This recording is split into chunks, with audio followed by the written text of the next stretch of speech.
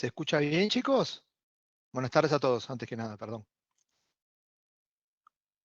Buenas tardes, sí, te escucha bien. Muchas gracias. Bueno, No. vamos a esperar un poquito que lleguen algunos más y empezamos, ¿sí? Buenas tardes, ¿se escucha? Muchas gracias.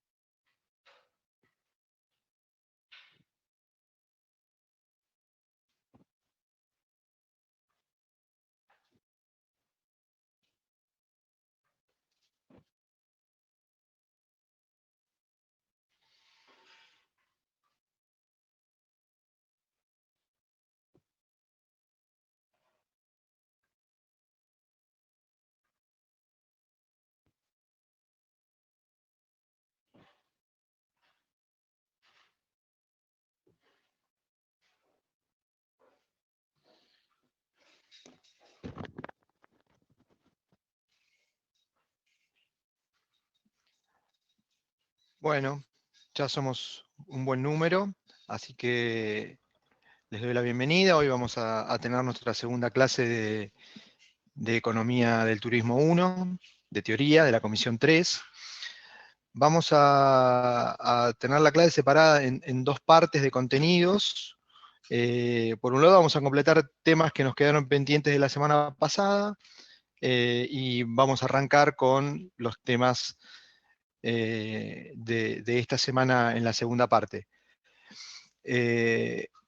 Recuerden que siempre tienen, previo a la clase, en el espacio común de cada semana, el PDF o el PowerPoint, la presentación de la clase de la semana correspondiente, ¿sí? Así que es lo que vamos a estar siguiendo en la segunda parte. Si lo tienen a mano, les pido que vuelvan a enganchar, si alguno lo tiene impreso, la clase anterior. Yo ahora voy a compartir pantalla con eso, para que nos quede a todos, y vamos a enganchar ahí. Retomando temas de demanda. ¿Se acuerdan que la semana pasada Rami, hemos... Sí, antes que arranques no te olvides de grabar. Tenés razón, ya lo hago. Muchas gracias. Que siempre se me pasa. Un segundo. A ver, vamos a buscarlo por acá.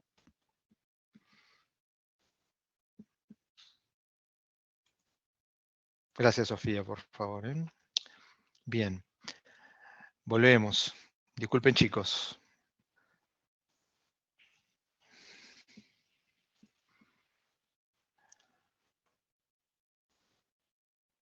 Bien, ahora sí, retomamos lo que contábamos.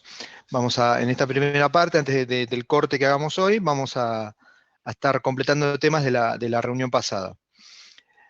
Bien, ¿se acuerdan que la semana pasada, entre las cosas que presentamos en la última parte de la reunión, estuvimos hablando de, en primer lugar, las nociones de mercado en general, y después dijimos, bueno, vamos a trabajar con una de las patas del mercado, y empezamos por la demanda.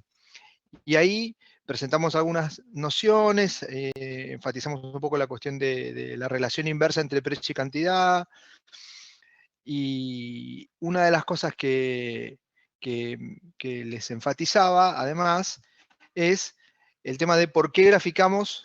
Sí, a ver, Romina, te escucho. Sacate desilenciate y pregúntame, a ver. Romina, la fuente, fue un accidente entonces. Bueno, seguimos. Dice que fue sin querer. No hay problema, pasa.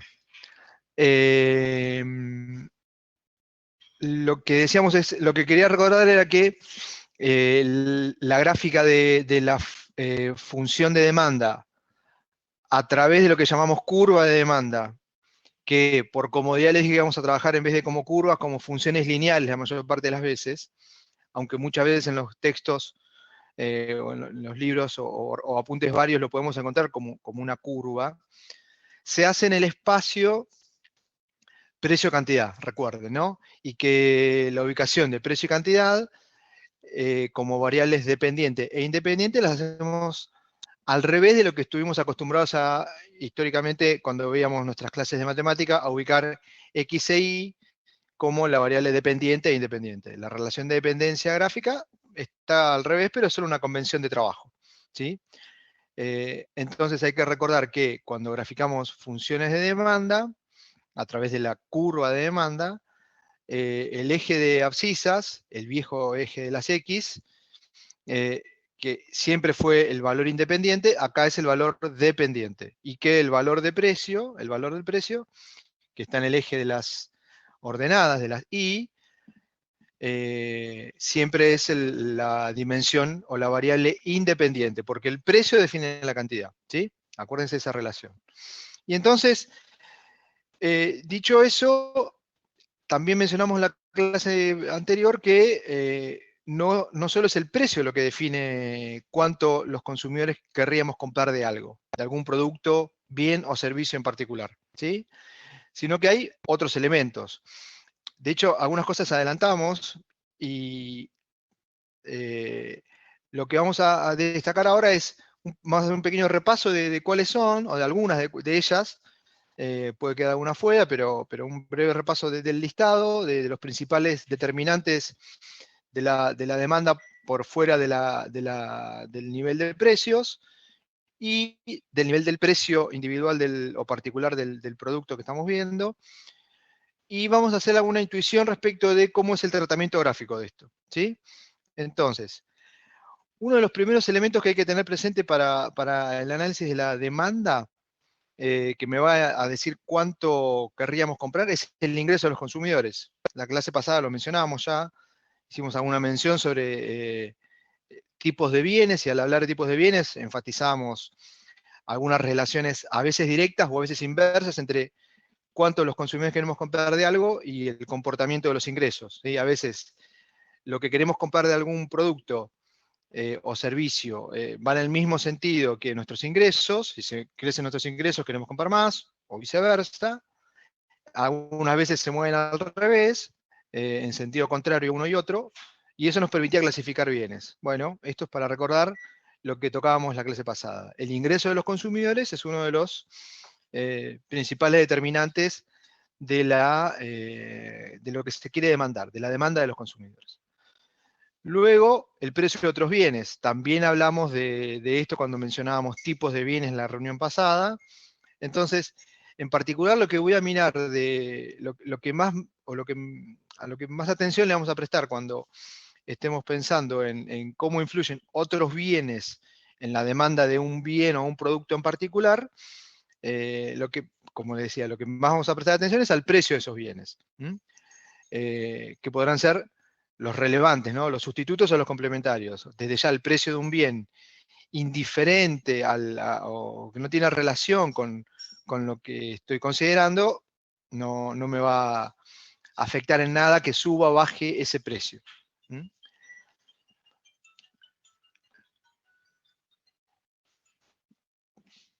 Bueno, perdón, gustos o preferencias. Mientras que las dos primeras que teníamos acá marcadas son nociones que son cuantificables, son dimensiones que podemos cuantificar, podemos dar una idea de cuánto es el ingreso de los consumidores o los precios de otros bienes, porque los podemos conocer.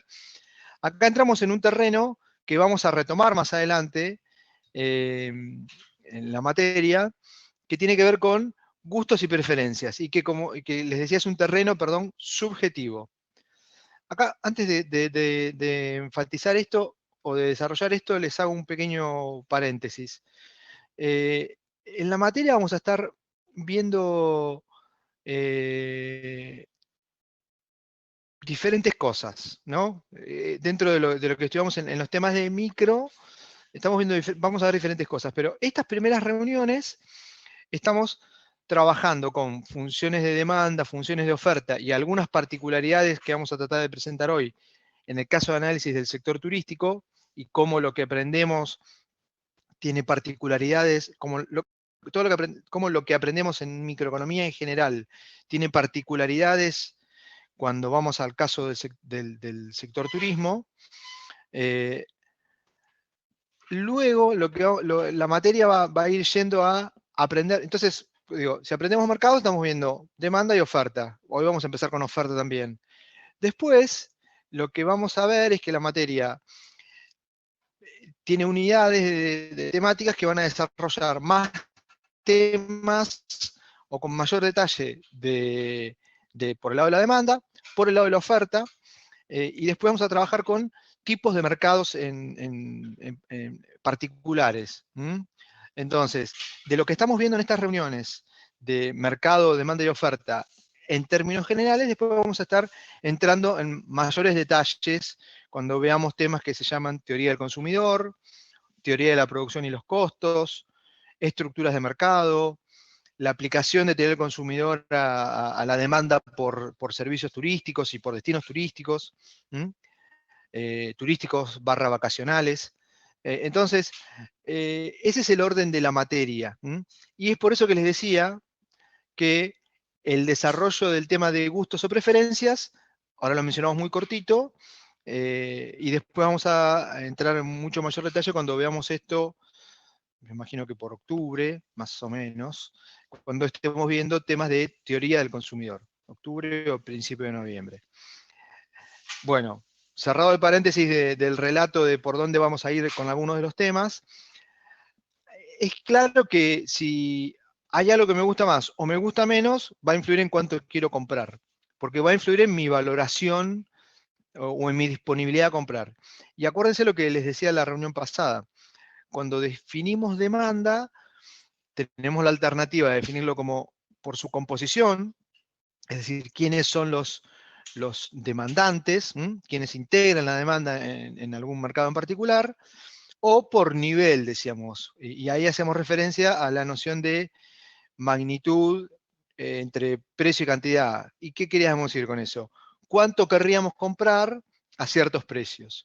Y en el cuánto querríamos comprar, qué cantidad querríamos adquirir de algo, hay claramente una noción subjetiva, porque el cuánto yo querría comprar de algo a cierto precio, no necesariamente va a ser igual a lo que le pasa a cada uno de ustedes con respecto a lo mismo. Por lo tanto, la valoración subjetiva de qué tanto lo que yo consuma o busque consumir va a satisfacer las necesidades que quiero satisfacer con ese consumo, eso es justamente particular, individual, no es generalizable. Y por eso vamos a ver que no es medible. Eso lo estoy anticipando ahora, pero vamos a verlo más adelante eso. Resumiendo, lo que uno puede decir es que cuando aumentan los gustos o las preferencias de los consumidores por algún producto en particular, es probable que querramos comprar más a un mismo precio o que estemos dispuestos a pagar más por las mismas cantidades, ¿sí? Vamos a ver cómo eso lo entendemos gráficamente en un par de minutos. Bueno, otro elemento que puede influir sobre cuánto es que se querrá demandar es la política económica del gobierno, de diversas maneras, ¿sí? Puede haber impuestos, puede haber restricciones sobre los precios, puede haber otras regulaciones, puede haber subsidios que van a cambiar o que van a impactar sobre o las cantidades o los precios que vamos a enfrentar como consumidores en el mercado. Y a partir de eso pueden influir sobre cuánto es que vamos a querer comprar en ese mercado, en un mercado en particular. Esto que les digo, seguramente son temas que vamos a estar viendo en la clase 4, ¿sí? Esto último que estoy diciendo acá. Combinaciones de estos temas. Controles de precios, que son regulaciones, impuestos, potencialmente algo de subsidios. Estos son temas que vamos a tratar de presentar en esa reunión. Expectativas sobre los precios. Vamos a mencionarlo en un rato, pero ustedes ya tienen claro que muchas demandas, en el caso del sector turismo es particular, pero que muchas de las demandas que tenemos tienen cuestiones estacionales que las definen, por ejemplo, ¿sí? Entonces, a partir de saber que hay cuestiones estacionales que pueden definir la disponibilidad de un producto o cuándo me resultaría mejor a mí como consumidor adquirir cierto producto o servicio, es que me puedo imaginar cómo van a ser los precios de eso. O sin tener una expectativa como consumidor individual, me puedo informar o me puedo enterar de lo que puede pasar en determinado contexto. A ver, si yo les digo a ustedes, hoy es 2 de septiembre y les aviso que el 5 de septiembre, ¿qué es eso? El sábado, a las 24 horas, es decir, ya el domingo a la mañana ya cambió. Le digo que el precio de la nafta aumenta 30% o 50%, bueno, seguramente lo que ustedes esperan sobre ese precio futuro, que además supongamos que es una información oficial, en este caso, porque muchas veces tiene que ver con una regulación pública, el valor del combustible, bien, ¿qué harían ustedes? Bueno, seguramente adelanten consumo, ¿sí? Aunque no lo necesiten. Llenen el tanque aunque no les haga falta para circular el fin de semana o la semana que viene, en este contexto de menor circulación que tenemos. O por el contrario, si yo espero que el precio de algo a futuro baje, es probable que si tengo capacidad, si puedo hacerlo, va a depender de la naturaleza de lo que estemos considerando, postergue el consumo hoy, baje mi demanda hoy. ¿Por qué? Para no pagarlo, entre comillas, caro hoy, sabiendo que en un tiempo lo puedo pagar un poco más barato. Entonces, esta noción de cómo influyen las expectativas no es medible o no es fácil de cuantificar, pero es imaginable el sentido. ¿Sí? Ahora vamos. Si yo imagino que los precios a futuro pueden bajar, entonces postergo, reduzco mi demanda hoy para intentar aprovechar como consumidor aquello que va a estar más barato más adelante. Entonces mi demanda a futuro va a aumentar, pero mi demanda presente va a caer. Y viceversa, si espero que los precios suban en el futuro, lo que haré hoy. Si alguien me quiere hacer una consulta, me parece. Se pueden desilenciar y los escuchamos. O fue en el chat, a ver.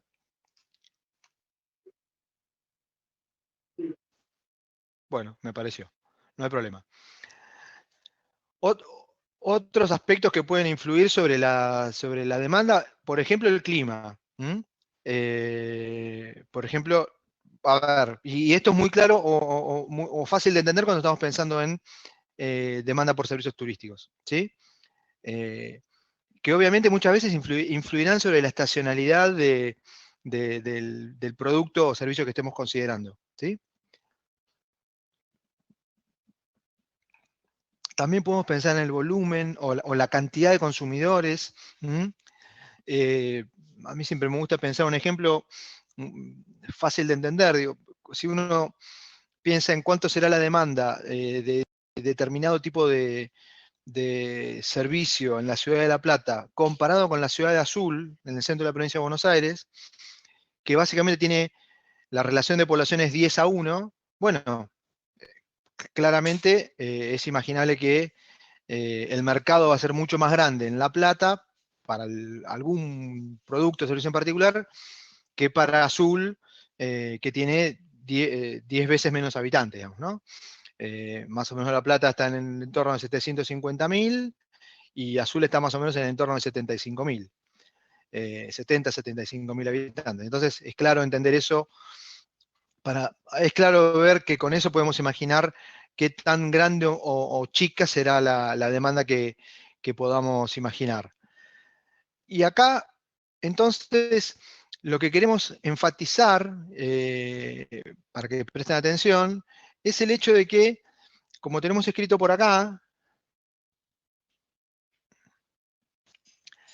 cambios en estas dimensiones, cambios en estas otros determinantes más allá del precio, lo que hacen es que desplacemos, que corramos de costado lateralmente la función de demanda, que el efecto de cambios en alguna de estas dimensiones se traduzca gráficamente o visualmente en un desplazamiento, en un corrimiento de costado.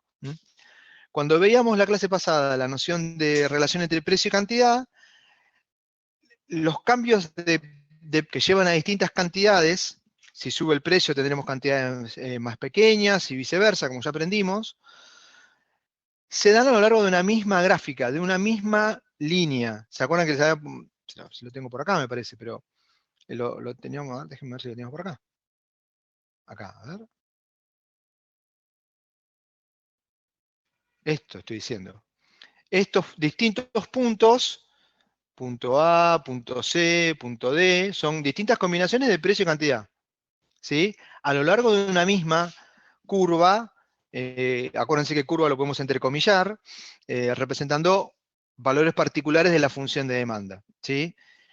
Lo que estoy diciendo ahora es que cuando no cambia el precio y cambia cualquiera de los otros que listamos y que podemos imaginar alguna cosa más que podemos incluir en ese listado, potencialmente, no vamos a tener movimientos sobre la curva que tenemos identificada acá, sino que lo que vamos a tener son desplazamientos de costado, más hacia la derecha, hacia la izquierda y abajo, o más hacia arriba y a la derecha, ¿sí? Entonces, si yo les digo, no, sí, perdón. Si yo les digo que para un bien que consideramos que es un bien normal, acuérdense, dijimos que los bienes normales mueven en el mismo.